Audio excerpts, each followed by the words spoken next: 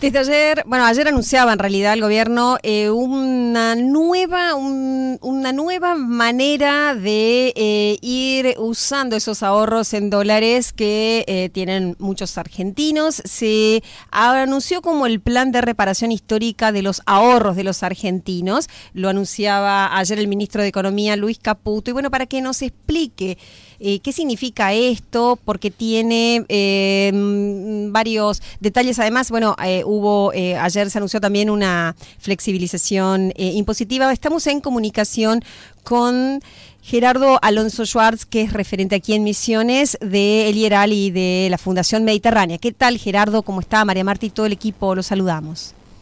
¿Qué tal? ¿Cómo están ustedes? Muy bien por acá. Bueno, algunos de los puntos porque esto sí es muy de entre casa, muy de la vida cotidiana, para todos los argentinos, pero sí para muchos que de alguna forma cuentan o han contado con el dólar como un lugar de ahorro, ¿no? Sí, lo que está detrás de este debate o de estos anuncios son décadas y décadas donde las personas fueron erosionando su confianza en la economía argentina y en el peso, y eso hace de que, una anécdota muy graciosa, muy simpática, es que todo estudiante de economía, desde que dice que va a estudiar economía el primer día que pisa la facultad, la primera pregunta que recibe de todos sus amigos, conocidos, familiares, padres, madres, hermanos es: ¿a cuánto va a estar el dólar a fin de año?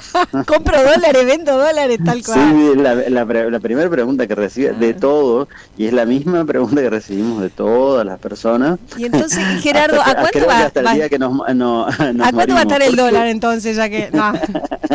Y la respuesta siempre es la misma, claro, no sé, tal cual. Bueno, pero más allá de eso, ¿qué esconde esta pregunta? ¿Qué esconde esta duda, esta inquietud acerca del dólar? Es la desesperación o el temor de que mis ahorros se diluyan totalmente y que no haya una posibilidad de conservar por lo menos el poder adquisitivo que tengo hoy, por la muy baja confianza que tienen todos los argentinos en la moneda nacional, que ya cambió muchas veces de nombre, y no importa que cambie nuevamente de nombre. El problema está en que no tenemos confianza en nuestro peso. Y eso tiene razones históricas. De hecho, si vemos históricamente en los últimos 120 años, muy pocos años tuvimos inflaciones debajo del 10% anual, que serían un término normal en términos internacionales o en comparaciones internacionales. Entonces esa discusión o ese temor hizo de que prácticamente todas las personas decidan ahorrar o refugiarse en lo único que conocen por ahí como más fácil y tangible, porque se los pueden llevar a sus casas, que son dólares. Fácil de guardar, fácil de comprar, etcétera, etcétera. Y ahí vemos que no solamente acá el gran empresario, sino también pensemos en el pequeño asalariado, la persona que el abuelo, que el jubilado, que con los pesos que le sobran compraba un par de dólares y le regalaba al nieto o a la nieta como regalo de cumpleaños un par de dólares, porque de esa manera podía asegurarle que le sirva para más adelante. Futuro, claro. Bueno, este tipo de acciones demuestran de que al ser tan generalizadas, el temor, la desconfianza y el temor con respecto a la estabilidad de nuestra economía también era generalizada. Bueno, a eso apuntan estas medidas. Obviamente no es fácil reconstruir la confianza. Eso se reconstruye con años, no con días. Y si bien el monto total de dólares fuera del sistema, o debajo del colchón, en cajas de seguridad, en latas de galletitas o en medias, en los cajones donde están de ropa interior y demás. Ahí nos vamos a poner colorado acá si seguís describiendo, por favor. Sí, sigo dando ejemplos, pero son todos ciertos. Bueno, Esos dólares ascenderían, según estimaciones oficiales, entre 200 a 400, casi 500.000 millones de dólares. Es una bestialidad de plata, es una cantidad de dinero realmente enorme en términos internacionales. Para dar una idea, es más o menos el Producto Bruto Interno de la Argentina en totalidad. Bueno, es eso, la cantidad de ahorros que hay fuera del sistema. Para hacer otra comparación, tenemos aproximadamente de exportaciones anuales, tenemos 80.000 millones de dólares, para dar una idea. Ahí estamos hablando acá de toda la Argentina, ¿no es cierto? 80.000 millones de dólares, un poquito menos. Acá estamos hablando de 500.000 millones de dólares. Las reservas del Banco Central son 30, 40.000 millones de dólares, sin hablar incluso de las netas. Si son las netas, estábamos hablando de menos de 10.000 millones, pero para dar una idea de que en el mejor de los casos, en la medición más optimista, estos valores de estos ahorros de los argentinos prácticamente multiplican por 10 las reservas del Banco Central, y es casi un Producto Bruto Interno total de la Argentina, para dar una idea de la enorme capacidad de consumo o de inversión que tendría esto. ¿Qué cambió ahora?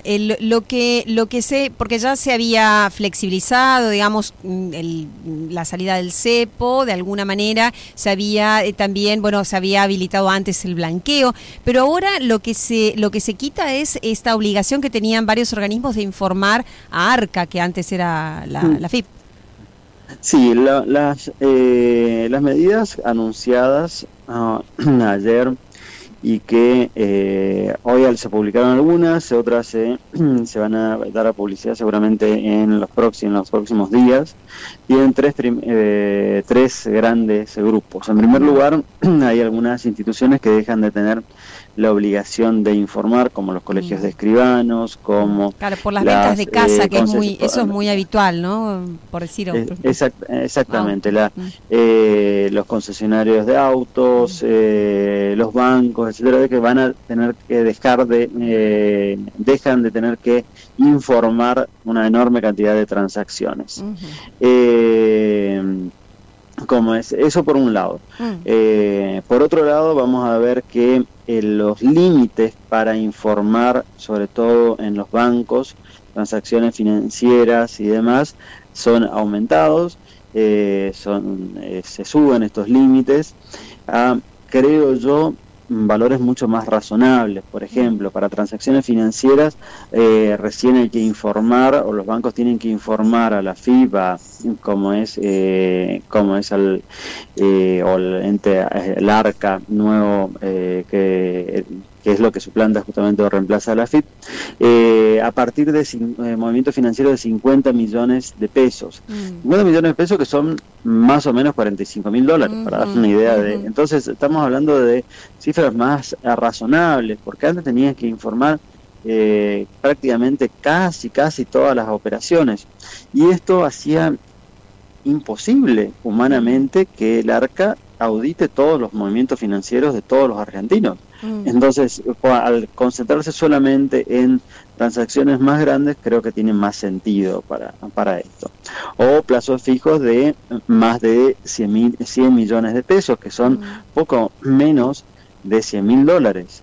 Que, de vuelta, también son valores mucho más razonables para sospechar sobre operaciones delictivas o de blanqueo de dinero, o ligadas con el narcotráfico o con algunas actividades ilícitas. Así que creo que tiene mucho más sentido estos valores, que es la segunda batería de medidas tomadas por el gobierno. Y la tercera línea, o tercer grupo de medidas, que es la que no se ha anunciado todavía, implica modificaciones legislativas, modificaciones en la legislación penal tributaria y de la ley tributaria nacional, que tendrá que ser tratada en el Congreso y que eso será anunciado seguramente en los próximos días a partir de la construcción también de alianzas para lograr los votos necesarios para esta última parte.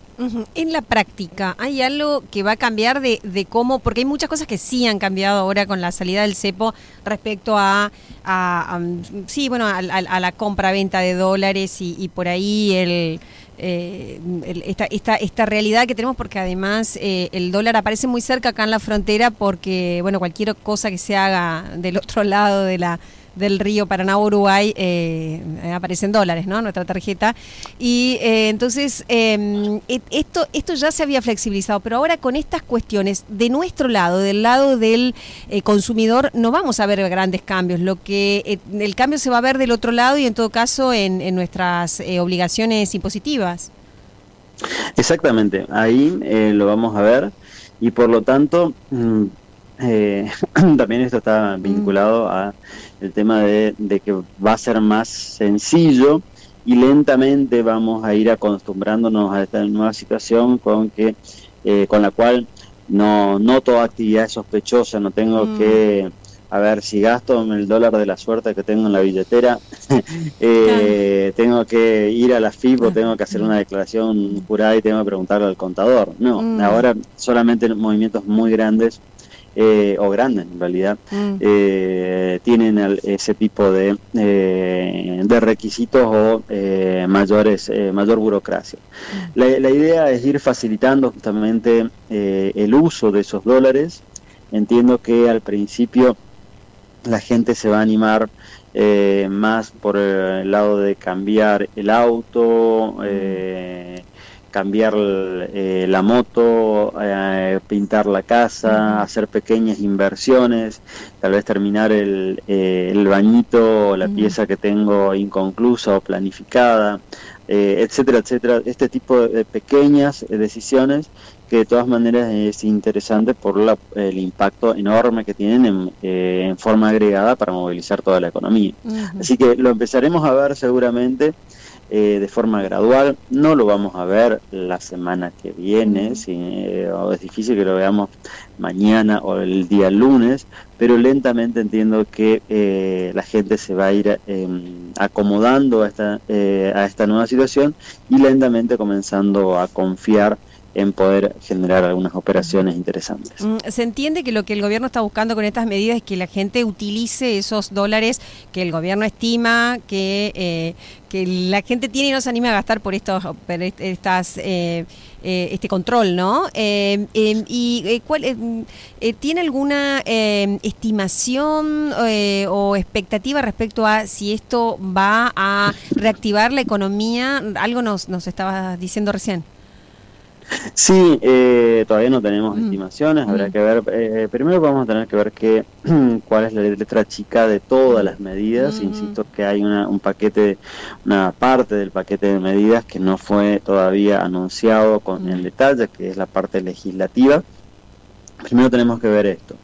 Pero supongamos que de los montos que les estaba diciendo, comience lentamente a inyectarse al sistema un 10% del valor más bajo de ese total de fondos, de ahorros de los argentinos fuera del sistema, estamos hablando de aproximadamente 20.000 millones de dólares, para dar una idea de cuánto es esto. ¿Qué implica esto? Aproximadamente, para hacer comparaciones, la mitad de las reservas que tiene el Banco Central. O sea, estoy hablando de cifras muy conservadoras, ¿no es cierto? Estamos hablando de datos bastante grandes, que a su vez también es interesante que por el timing, por el momento en que se pueden llegar a hacer, como esto va a ser gradual, van a comenzar a tener efecto o a empezar a circular en los próximos meses, que son los meses a partir de julio a agosto, donde hay menor liquidación de exportaciones, donde hay menor oferta de dólares o de divisas en nuestra economía. Por lo tanto, también va a equilibrar también ese valor del dólar en los próximos meses, va a dar mayor idea de estabilidad. Así que es muy temprano todavía para hacer estimaciones, pero cualquiera de ellas entiendo que va a trasladarse por el lado de consumo, sobre todo de consumo de bienes durables principalmente. Acá claramente uno de los ganadores seguramente serán los autos, no solamente nuevos, sino también usados, que impliquen que la mayor parte de las personas o que muchas personas decidan cambiar el modelo a motos, electrodomésticos y a su vez también por el lado de la construcción, que es desde venta de pinturas para pintar la casa que no me estoy animando, hasta incluso la construcción, o incluso en algunos casos podemos llegar a hablar de la compra de inmuebles, pero esto seguramente tenemos que esperar un poquito más todavía, pero va encaminado en esa línea, creo que sí, seguramente lo veremos más cerca de fin de año, pero comenzaremos a ver. Bueno, Gerardo, muy amable como siempre, que tengas muy buen fin de semana. Por favor, muchísimas gracias a vos, saludos a todo el equipo y también que tengas muy lindo fin de semana. Hasta luego. Bueno, hasta luego. Hablábamos con Gerardo Alonso Schwartz, él es economista de la Fundación Mediterránea de Yeral, y un poco nos explicaba esta cuestión del ahorro argentino en dólares y estas medidas anunciadas ayer. Muchas empezaron a regir